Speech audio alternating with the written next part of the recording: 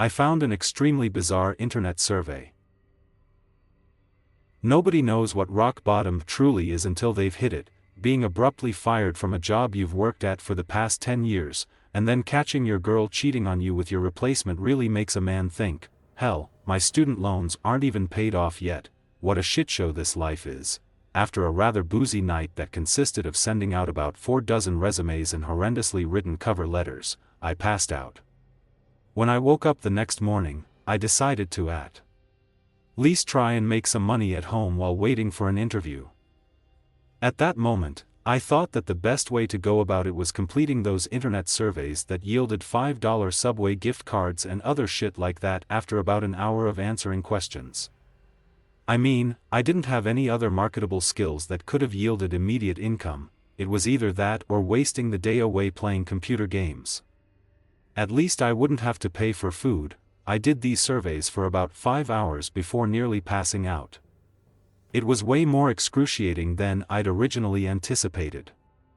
At the end of those 5 hours, I'd accumulated about $45 in cash and gift cards, $9 an hour.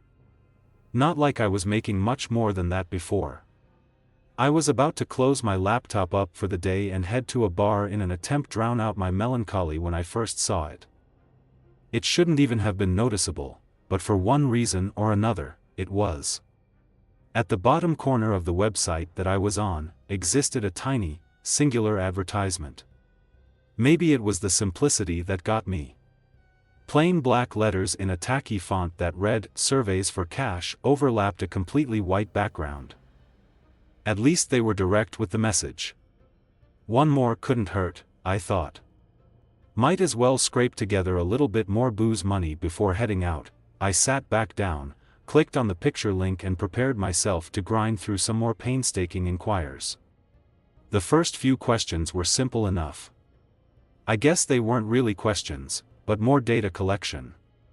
My name, age, and occupation. I thought it was kind of weird that they also asked my height and weight, but it wasn't unheard of. The first real question was a different story though. I must have stared at it, eyes wide and mouth agape, for God knows how long. What the actual hell? In plain English, this is what popped up on my screen. How strong is your urge to currently look behind you? There were 5 options below, ranging from not at all to overwhelming. There was no feasible reason why I should have been afraid at that moment. But I was. I tightened my breathing, trying to make out any subtle noises behind me. There were none. After maybe about 5 minutes, I worked up the courage to look. There was nothing. I sighed in relief and scoffed at myself at the same time. This must have been some kind of joke. However, I decided to entertain it, answering neutral and clicking on to the next question. This is what it read: "Why would you look behind you?" I smirked. Funny, before simply typing in a "I don't know" in the response box and once again clicking next. This was the third question. You're on a plane. Apart from you, there is only one other passenger, who is sitting somewhere behind you. At some point, you get up to go to the washroom, and find that the man is gone. You check to see if he is in the only bathroom on the plane, but he isn't. What do you do? Again, I must have stupidly stared at it for nearly 10 minutes. Was this some kind of obscure personality test? I mean, it must have been, right? Right? I put the same answer that I used for the last question. I don't know. It was true. I didn't know. How was I supposed to answer this shit? I click next again, now more intrigued than anything. The fourth question went like this: you wake up in woods unfamiliar to you. It's nighttime, and the moonlight provides you with only slight visibility. About 30 feet away from you, there is a small, dimly illuminated cabin. The door is open, and a smiling woman is motioning for you to come in. Do you go? Explain why.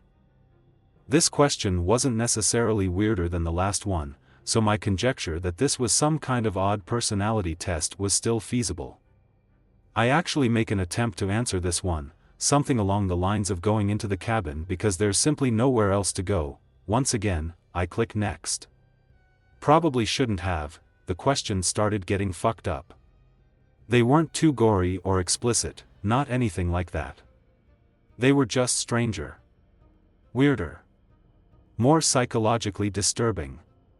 If you're wondering why the hell I kept going, I can't really give you an explicit answer to that. I just felt like I had to. It was an esoteric, creeping sensation that I can't quite explain away. But I could never shake it. So I just went on. Some of the questions that stood out were, suppose that you wake up one night to find an elevator in your house. During every midnight after that, it opens up for 5 minutes, revealing an exact copy of yourself that gets progressively more injured as time goes on. Do you keep living like this? Or do you enter the elevator once and end it all, and, you're in a hotel room but are awoken by a rapid knocking at your window? You peek through the blinds, seeing what appears to be a man missing both his eyes. He puts his mouth to the glass and tells you to kill the woman in the bathroom immediately. Do you listen to him? This was one of my least favorites. You are watching home videos with your mother. One of the tapes include footage of her being murdered by a masked intruder. Your mother simply laughs at this footage without saying anything. In your opinion, is this a cause for concern? In addition to this insanity-inducing shit, there were some rather disconcerting events happening in real life as well. I received a knock at the door about 30 minutes in. I looked through my peephole to find a guy standing there, frantically shaking his head and mouthing, "No," while making direct eye contact with me. He looked terrified.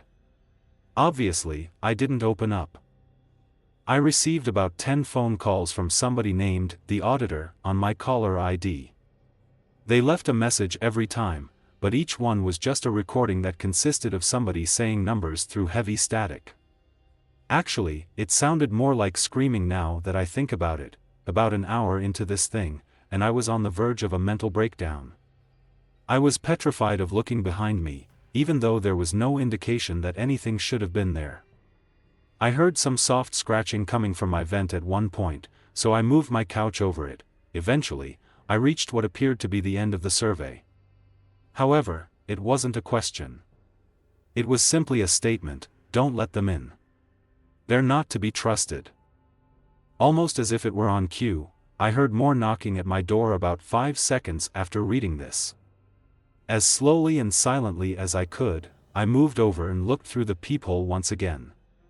It was a different person than the one I'd seen earlier. She was a woman, looking to be in her mid-20s. She was wearing a thick blazer, despite it being around 90 Fahrenheit outside.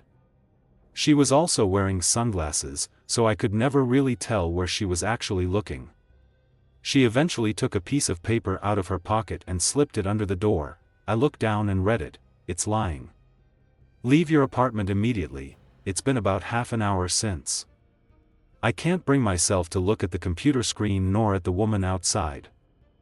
She's still there. I can see the shadows of her feet from underneath my door. I heard my bedroom window open a few minutes ago, but I've since jammed the door shut with a chair. I can hear some kind of distorted muttering coming from behind it now. Maybe rock bottom wasn't so bad, but what the fuck am I supposed to do here?